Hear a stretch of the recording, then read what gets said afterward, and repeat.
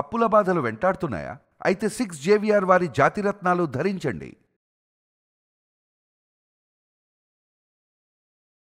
Welcome back to మనం TV. నేను మీ పవన్ బేస్వాడ.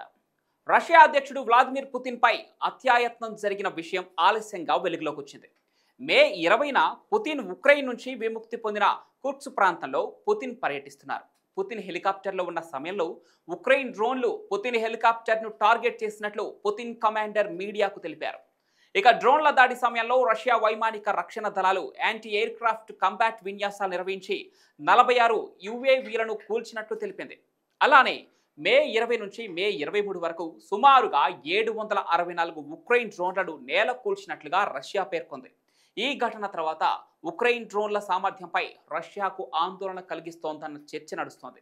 అయితే అసలు ఇది పుతిన్పై జరిపిన హత్యాయత్నమేనా, లేక ఉక్రెయిన్ ఆడుతున్న మైండ్ గేమా అనే దానిపై కూడా స్పష్టత రావాల్సి ఉంది. మరోవైపు కౌంటర్గా రష్యా ఉక్రెయిన్పై ప్రతిదాడికి దిగింది. మే 24న రాత్రి రాజధాని కీవ్ నగరంతో పాటు పలుచోట్ల డ్రోన్లు, మిస్సైల్స్తో విరుచుకుపడింది రష్యా.